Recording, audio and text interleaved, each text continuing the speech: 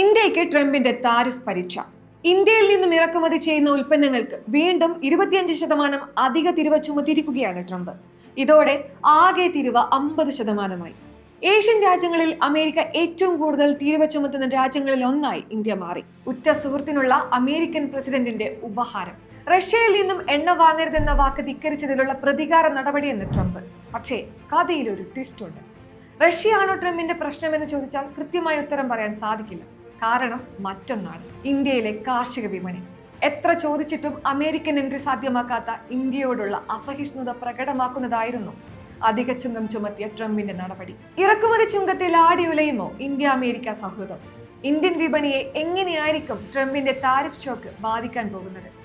അമേരിക്കയോട് വിട്ടുവീഴ്ചയ്ക്ക് തയ്യാറാകുമോ India? പരിശോധിക്കും.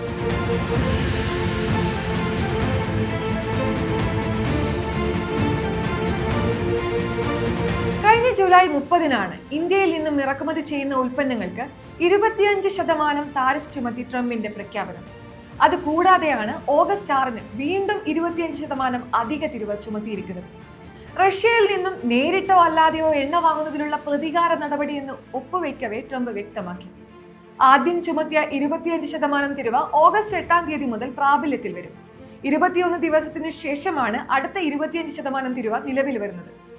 അമേരിക്കയുടെ തിരിവ് നടപടി അങ്ങേയറ്റം ദൗർഭാഗ്യകരമെന്ന് ചൂണ്ടിക്കാട്ടിയ ഇന്ത്യൻ വിദേശകാര്യ മന്ത്രാലയം ദേശീയ താൽപര്യങ്ങൾ സംരക്ഷിക്കാൻ ആവശ്യമായ എല്ലാ നടപടികളും സ്വീകരിക്കുമെന്നും വ്യക്തമാക്കി. റഷ്യയിൽ നിന്ന് എണ്ണ വാങ്ങുന്നത് തുടരുമെന്നും പറഞ്ഞു. വിട്ടുവീഴ്ചയ്ക്കില്ലെന്ന് ഇന്ത്യയുടെ മറുപടി. യുക്രൈൻ റഷ്യ യുദ്ധം ആരംഭിച്ചതിന് പിന്നാലെ റഷ്യക്കെതിരെ അമേരിക്കയും യൂറോപ്യൻ രാജ്യങ്ങളും കടുത്ത ഉപരോധങ്ങൾ ഏർപ്പെടുത്തിയിരുന്നു.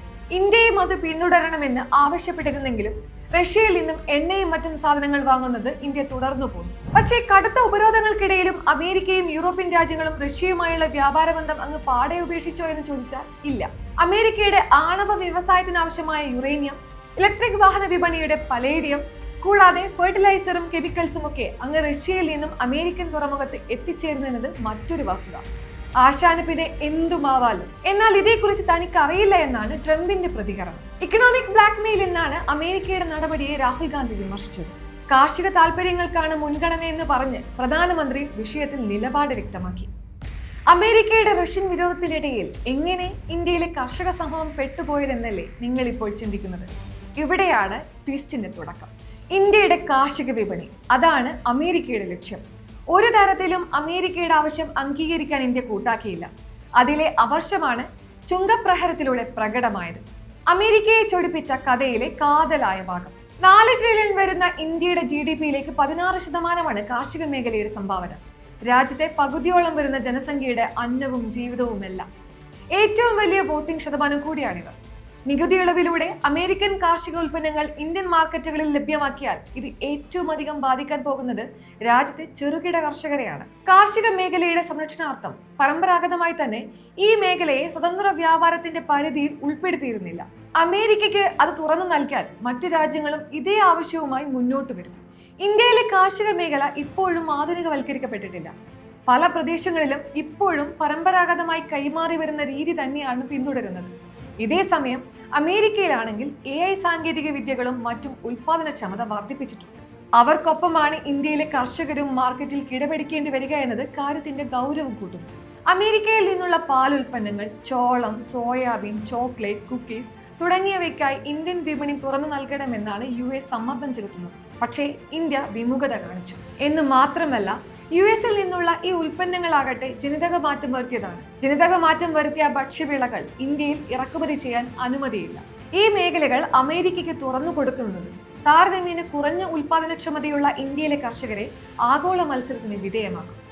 ഇത് അവരുടെ ഉപജീവന മാർഗത്തെ ബാധിക്കുമെന്നതിനാലാണ് ഇക്കാര്യത്തിൽ ഇന്ത്യയുടെ കടുംപിടുത്തം. രാജ്യത്തെ ജനങ്ങളുടെ താൽപര്യം, സുരക്ഷ എന്നിവയെ അടിസ്ഥാനമാക്കിയാണ് വ്യാപാര പോളിസി എന്ന് ഇന്ത്യ വ്യക്തമാക്കിയിട്ടുണ്ട്. അമേരിക്കയുടെ താരിഫ് നയം ഇന്ത്യയെ എങ്ങനെ ബാധിക്കുമെന്നാണ് ഇപ്പോഴുയരുന്ന ചോദ്യം. ഇന്ത്യൻ ഉൽപ്പന്നങ്ങൾ അമേരിക്കയിൽ ചെലവേറിയതാകും. ടെക്സ്റ്റൈൽസ്, രത്നങ്ങൾ, ഓട്ടോ പാർട്സ്, തുകലുൽപ്പന്നങ്ങൾ, ഇലക്ട്രോണിക്സ് തുടങ്ങിയ മേഖലയിലാണ് തിരിച്ചടി ഉണ്ടാകുന്നത്. ഈ മേഖലയിലെ ഇന്ത്യയുടെ പ്രധാന എതിരാളികളായ വിയറ്റ്നാം, കൊറിയ, ഇന്തോനേഷ്യ തുടങ്ങിയ രാജ്യങ്ങൾക്ക് കുറഞ്ഞ താരിഫാണ് ചുമത്തിയിരിക്കുന്നത്. അത് ഈ മേഖലയിലെ ഇന്ത്യൻ വിപണിയെ ബാധിക്കും. US-ലേക്കുള്ള കയറ്റുമതി വരുമാനത്തിൽ 40% മുതൽ 60% വരെ കുറയുമെന്നാണ് റിപ്പോർട്ട്. വ്യാപാര തർക്കങ്ങൾ ഇരു രാജ്യങ്ങളും തമ്മിലുള്ള രാഷ്ട്രീയ ബന്ധത്തെയും ബാധിക്കും.